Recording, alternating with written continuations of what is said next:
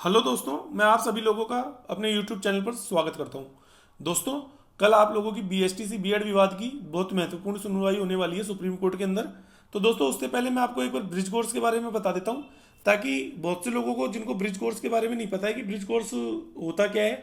और bridge course करने के लिए बीएड वालों को क्या केवल रीट के एग्जाम का ही सहारे से उनका काम हो जाएगा, या फिर उसके पहले भी कुछ ऐसा करना होता है जिसके आधार पर ही वो ब्रिज कोर्स कर सकते हैं। इस बारे में आज मैं जानकारी देने वाला हूं, जो कि शायद बीएड वालों को या बीएसटीसी वालों को, बहुत कम लोगों को ये पता होगी, क्योंकि मैंने ये ढूंढी है।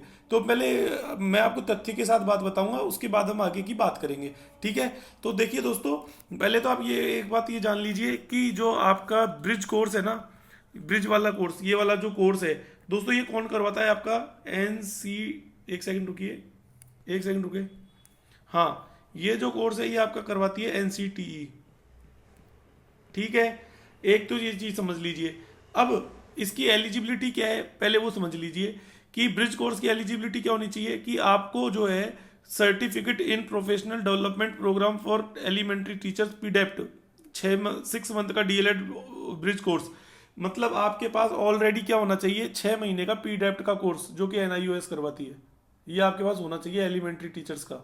कब? रीट के एग्जाम से पहले का। अब रीट के एग्जाम से 2 साल पहले तो कोरोना चल रहा था, 2020 से, और 2022 में भी चला ये कोरोना।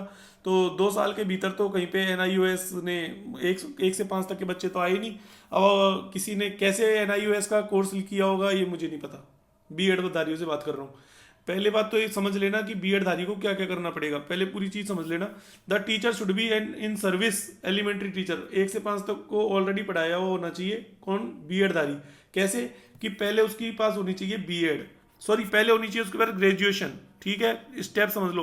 पहले होनी चाहिए ग्रेजुएशन, फिर होनी चाहिए बीएड, फिर होना चाहिए उसके पास पीडेप्ट का वाला सर्टिफिकेट, और उसके बाद आता है आपके ब्रिज कोर्स की बारी।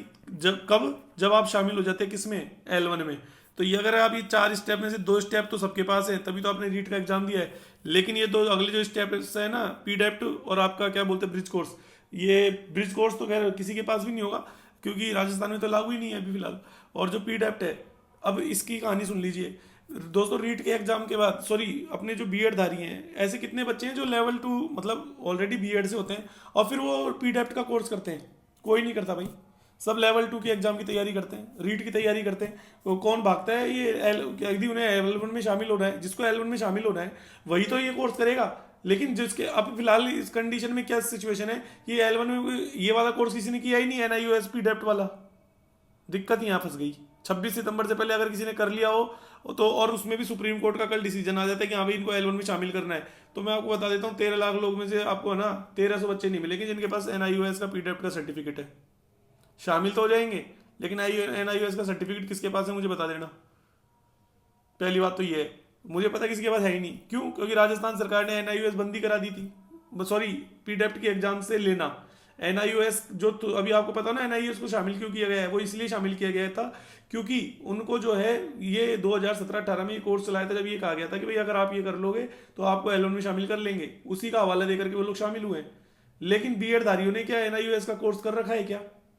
बात ये है, अगर बीएड धारियों ने एनआईओएस का कोर्स कर रखा है तो वो शामिल होंगे। अगर उन्होंने बीएड धारियों ने एनआईओएस का कोर्स नहीं कर रखा, मतलब एनआईओएस में पीडेप्ट वाला जो सर्टिफिकेट अगर उनके पास नहीं है ना, तो वो शामिल नहीं होंगे। और वो कब होता है? जब वो 1 से 5 तक के बच्चों को पढ़ा करके जाते हैं।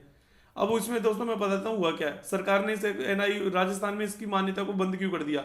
क्योंकि बीएड धारियों को लगा कि यार लेवल 1 में शामिल होने का इससे अच्छा तरीका क्या हो सकता है, कहीं से भी सर्टिफिकेट ले लो 1 से 5 तक का, कोई दिक्कत नहीं है। सर्टिफिकेट मिल गया एनआईओएस का, मतलब पहले 1 से 5 तक का क्या बोलते हैं, आपको सर्टिफिकेट मिल गया।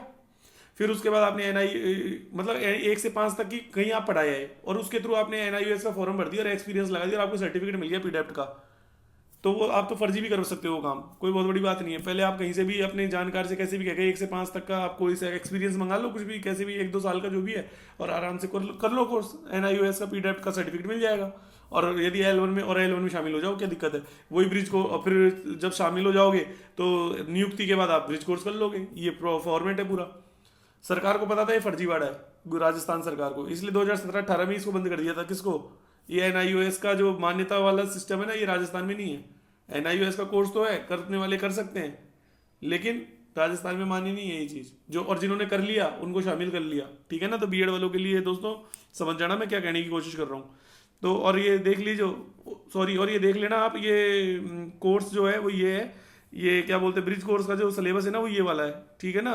ये इसमें 4 प्रैक्टिकल पेपर हैं, और sorry 3 theory paper, 4 theory paper हैं, 3 प्रैक्टिकल, ठीक है। अब कंक्लूजन पे आ जाओ, सीधी सी बात ये है कंक्लूजन कि बीएड को एनआईओएस का सर्टिफिकेट चाहिए। बीएड वाले 1 से 5 में पढ़ा रहे हो, ये दोनों चीज़ें नहीं है इनके पास, इसलिए ये L1 में शामिल नहीं होंगे। मैं आज बता देता हूँ आपको। और राजस्थान में क्या ब्रिज कोर्स की शुरुआत हुई थी कुछ टाइम के लिए, जो सॉरी एनआईओएस ब्रिज कोर्स तो बंदी ही कर दिया। राजस्थान में ब्रिज कोर्स तो है ही नहीं, ये तो गोविंद सिंह डोटासरा जी ने पहले कह दी। राजस्थान में ब्रिज कोर्स की व्यवस्था ही नहीं है। सबसे बड़ी बात तो ये है, एनसीटी मान्यता प्राप्त कोई भी संस्थान राजस्थान में नहीं है, इसलिए तो इनको L1 में शामिल नहीं किया था। आपको पता हो तो ये बात है, जब 26 मार्च 2021 की जब पूर्व शिक्षा मंत्री डोटासरा जी बैठे थे प्रेस कॉन्फ्रेंस में, तभी कह दी थी उन्होंने बात कि हमारे यहाँ व्यवस्था ही नहीं है, इनको शामिल कहाँ से करें बीएड को L1 में। इसी के आधार पर इनको बाहर किया था। और इनको शामिल क्यों नहीं किया था, उसके पीछे की कहानी ये थी कि इनको 1 से 5 तक का ये पीडेप्ट वाला सर्टिफिकेट चाहिए था, जो इनके पास होता ही नहीं है। क्यों? क्योंकि बीएड वाले L2 की तैयारी करते हैं, L1 के लिए 1 से 5 तक के लिए पढ़ाने कौन जाता है, और जो पढ़ाने गए थे एनआईओएस वाले उनको शामिल कर लिया। दूध का दूध और पानी का पानी हो चुका आप लोगों के सामने सारा। अब आगे क्या होगा, आगे बस यही होगा, बीएड बाहर होगी, सीधी सी बात है। इंतजार करो वक्त का, कल देखते हैं सुप्रीम कोर्ट से क्या डिसीजन आता है। मैंने मेरा बता दिया, बाकी कल देखते हैं, ठीक है। धन्यवाद।